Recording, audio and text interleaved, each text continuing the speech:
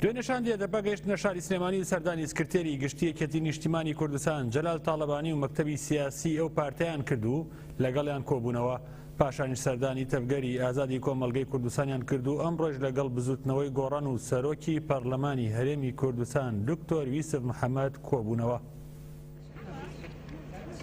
شاندی هەدەبە بە ئامانجی یەخستنی دەنگی لایەن و هێزە کوردیەکان سەردانێکی 4 ڕۆژەی باشووری کوردستانیان کرد. پێشنیوەڕۆی ئەمڕۆ شاندی هەدەبە سەردانی بزوتنەوەی گۆڕانیان کردو لە لایەنەندامی جڤاکی گشتی گۆڕانەوە عومەری سەیدعەلی و وتەبێژی بزوتنەوەکە شۆڕش حاجیەوە پێشوازیان لێکرا. پاشکۆبنەوەشیان کۆنگرەیەکی ڕۆژنامەوانی بۆ هەرێک لە هاوسەرۆکی گشتی هەدەبە سەلاحەدین دەمیرتاش و وتەبێژی بزوتنەوەی گۆڕان شۆڕش حاجی سازدرا. پاشان لە کاتژمێرێکی پاشنیوەڕۆ شاندی هەدەبە سەردانی سەرۆکی پەرلەمانی کوردستان دکتۆر یوسف محەممەدیان کردو لەگەڵیدا کۆبوونەوە.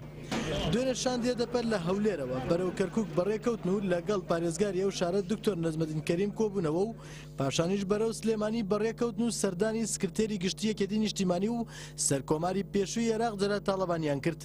پاشسەردانی تاڵەبانی شاندەکەی هەدەپە سەردانی تەفگەری ئازادی کۆمەڵگەی کوردستانیان کرد و پاش کۆبوونەوەیان کۆنگرێکی ڕۆژنامەوانیان سازدا. دوایین سەردان و دیداری شاندەکەی هەدەپەی دوێنێ لەگەڵ مەکتەبی سیاسی یەکێتی نیشتیمانی کوردستان بوو لە سلێمانی.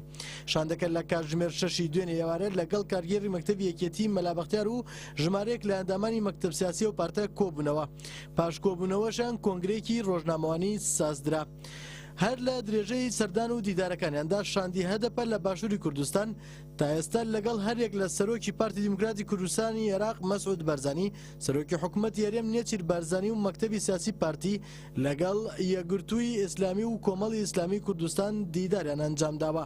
ئەمڕۆژ کۆتاییان بە دیدار و کۆبوونەوەکانیان لە باشووری کوردستان هێناوە.